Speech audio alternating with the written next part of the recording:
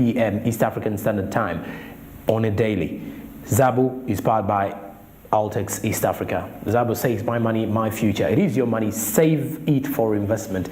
Don't just save the money, but save that money into something that will clearly bring more money for you in the future. Well, besides that, let's go deeper in understanding investment.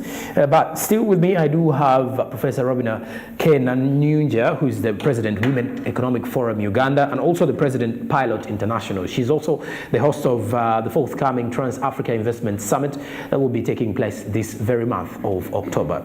Well, now, if we are to look at the hindrances that are making it hard for most of the Ugandans to invest into the spaces available, not only in Uganda, but also on the African continent, what may those be?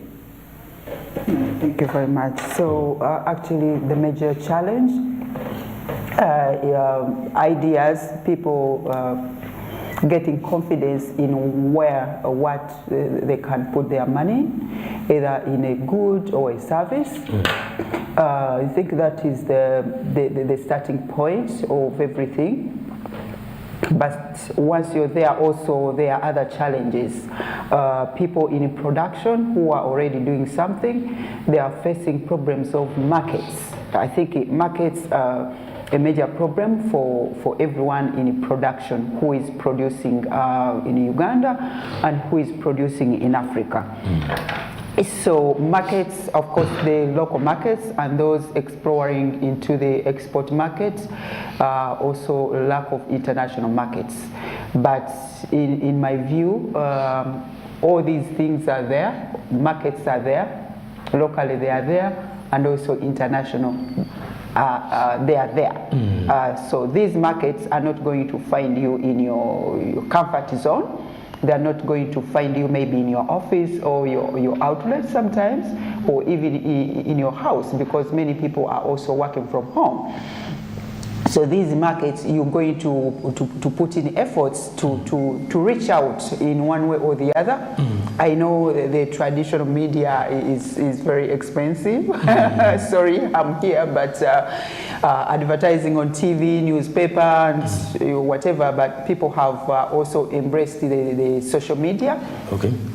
The digital solutions to reach out to the wider audience. But you know, advertising here is not expensive.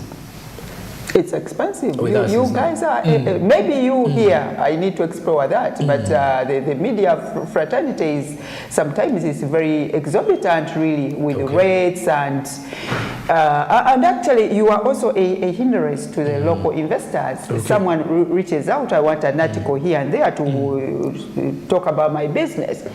Immediately what comes in the minds of the media people, it's money, this is lots of money, so you should bring a bit here and that kind of thing. And you know, all this is hindering. So the local investors here, yes, they lack exposure locally because you guys are expensive, but also in the means, in the methods that are really used. I like the idea of the exhibitions. I mean, the ongoing exhibition that is concluding, the likes of what I'm bringing on board. You know, also being known is one thing, but also being known by the right people, strategically the people you are targeting for your business or innovation is also another. So there are also transport costs, there are also internet fees, there are also taxes and that kind of thing. And also the lack of branding. Many people are doing different things in different ways, but branding, how do you package your item, or how do you organize, like for us in the service industry, how do you organize your information that is clearly understood by your consumers, by the local people, by the beneficiaries. So there are a lot of challenges, but if we really work together, we work around, all these can be really addressed, and you know, we progress, we expand our businesses and enterprises. Looking at women in business, I think it is a time when you see that without current generation, women are growing into big business minded people, and they're actually making it very huge in the business world. But then they're facing quite some hindrances in there that we may obviously have to mention about. But then also, what then can they do to overcome some, and which opportunities are open for the women? Yeah, from my perspective as the president of Women Economic Forum, Uganda and Africa, I've had these ideas, these voices coming direct from the women.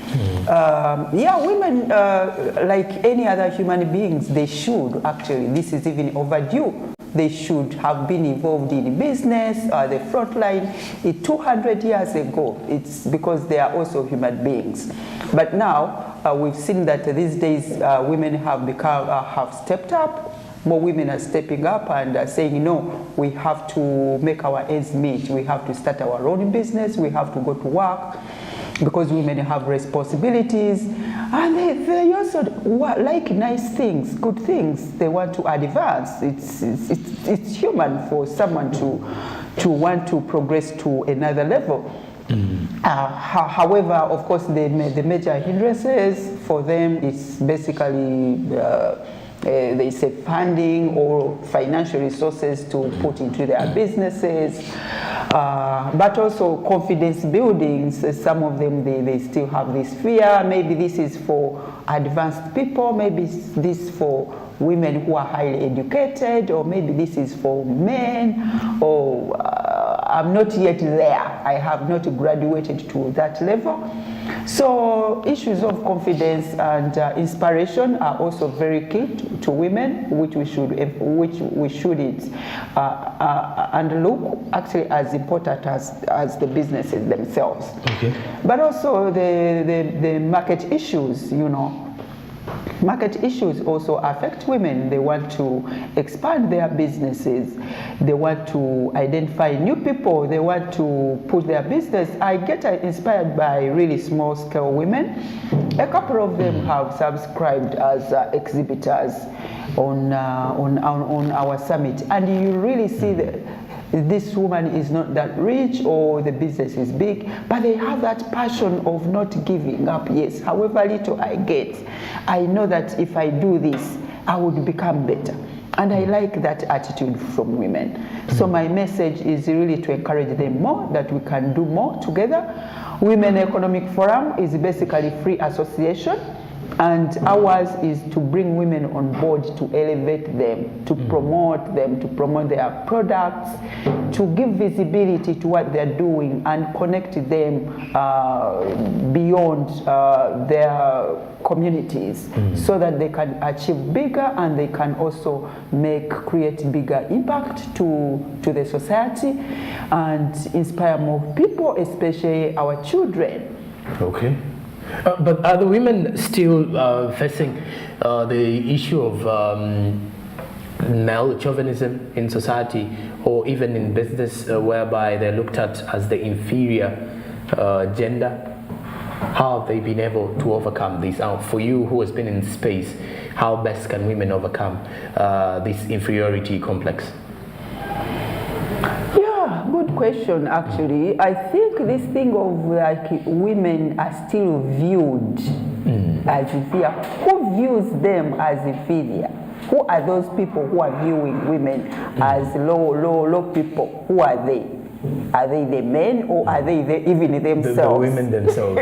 Exactly. So for me, I don't, because if you view me as inferior, who are you to view me as inferior? Me, I have achieved, I'm well educated, I have started businesses, I have impacted on people. How do you tell me that I am inferior? So the thing is, I think the women themselves should step up. And many have stepped up, which is good. Whoever views you as inferior, I don't even think that one exists. If you view yourself as superior and yes, important and able to do things, even perform even better. These days, I find many organizations actually having more female staff than males. I don't know if it is the case here. So women are very patient people, but also they deliver.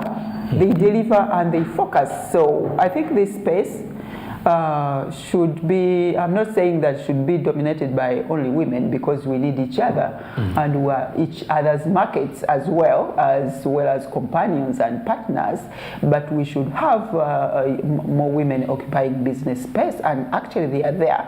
And we should really encourage them more and put an enabling environment in themselves, but also encourage them to really be stronger and be courageous and be determined and be resilient. Okay, and then now let's get to the issue to do with the Trans-Africa Investment Summit, 26th to the 29th of October 2022, that is coming up. What are your main aims with this particular summit, and how far have you come with the summit before? Have we had previous summits of the same nature? Okay, yeah. First of all, the Trans-Africa Investment Summit, it has a major theme of exploring investment opportunities in Africa in general. And investment opportunities, of course, they are divergent, they are various in different sectors of the society. As you see, the socioeconomic factors that are happening in the society is how this Trans-Africa Investment Summit is, and that is what it is trying to address. So having the theme as exploring investment opportunities in Africa, and it's going to take place in Uganda, it gives an opportunity for Ugandan entrepreneurs and SMEs to come on board and also present which investment opportunities, which business opportunities and innovations that they are engaged in, and talk about it and connect with people from other African countries, since this theme is embracing all investment opportunities in Africa. So the purpose actually is to provide a physical networking a platform to connect these entrepreneurs so that they can talk about what they are doing, because there are opportunities for speaking, there are opportunities for exhibiting, there are opportunities for, as an audience to come and network and hear what people are doing and identify people of substance who are doing various activities and programs across Africa. So the purpose is to unite all these into one roof and identify each other, promote themselves, talk about what they are doing, and then people connect directly, because this is the post-COVID era where people are really looking out after the lockdowns that they went through. They are looking out to reach out, to travel and see what they can do and see what they can identify. They have different needs in development. They need to import things from Africa, they need suppliers, and also they need people whom they can supply what they are doing. So the Women Economic Forum is one of the organizers of this, and we expecting very many business women actually from across Africa and also Uganda. Good thing, most of the subscribers are women. I would say like 60% of the audience are women and 40% are men. So, but we encourage everyone to come on board and showcase. So for the 3 days, for the 3 business days of the summit, this will really provide enough time and environment for learning and exchange. As I said before, many people are on board, exporters, importers, but also representatives of investors in terms of finances and also ideas. People are also looking at outsourcing and identifying programs and projects in a transition that are maybe lacking some technology, or they are lacking some finances, and there can be a bridge of some gaps, of course, on a win-win situation. So the investors are looking for also programs to finance where they can work together and agree on how to share the benefits in one way or the other. So the Trans-Africa Investment Summit really is diverse, and about now from the 50-something countries in Africa, about 30 countries have subscribed, and we are looking forward to having a very big representation from the corporate sector, from the manufacturers, from the upcoming manufacturers and service providers to come on board as we approach, because now it's 2 weeks to the summit, and we are doing last-minute activities of registrations and preparations to have full representation of the business community. Well, with the previous summits that have been happening in Uganda, we get to realize that these summits create quite a number of opportunities for the local investors to meet with the other foreign investors, to at least pitch in their ideas and all that. What are other expectations you believe what other expectations do you believe the Trans-Africa Investment Summit will create for the Ugandan investors in particular? Yes, we have a very rich program that starts on 27th.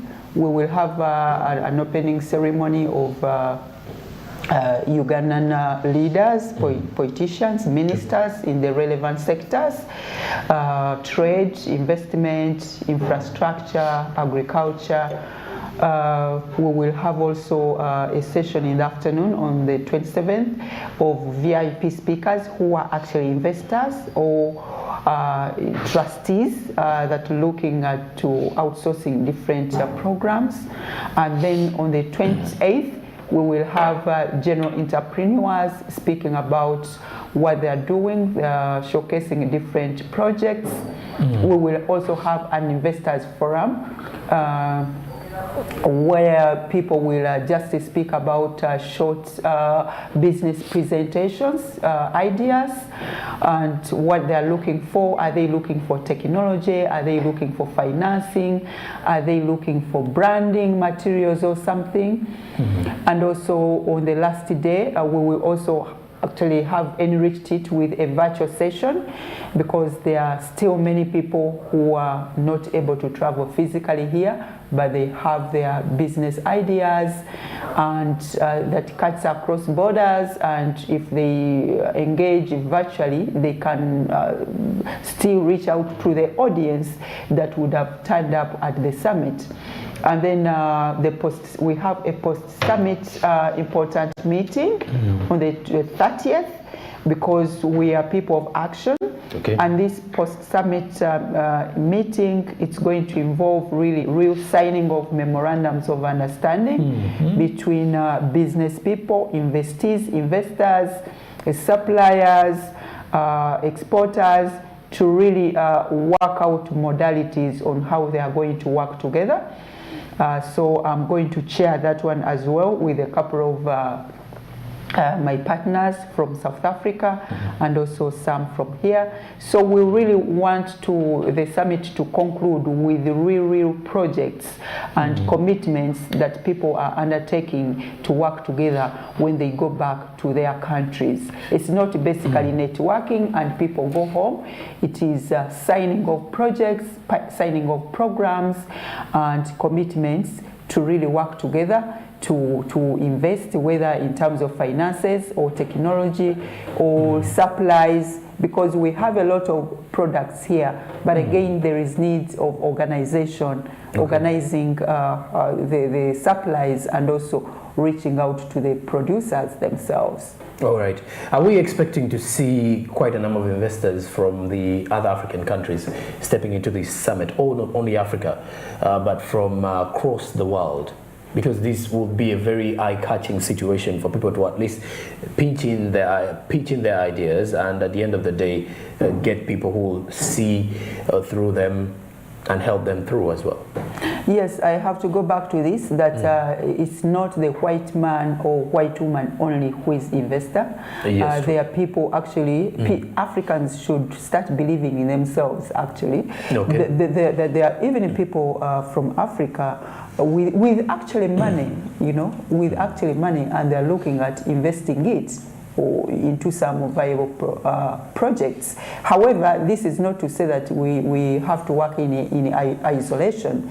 There are a couple of those from Europe and the US and Asia that are also coming, that are also, again, some of them are going to engage virtually through the virtual session, and still they will air out their message to the listeners and their desires and who they are looking for and what they are looking for.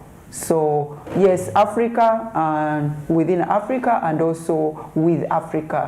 Okay. Yeah. And now your parting shots, Professor, in regards to investment. What next for Uganda? We just concluded the 60-year celebrations of independence, and now we're looking at more years of greatness and more years of developing our economy. But investment is being looked at as one of the biggest potentials for that.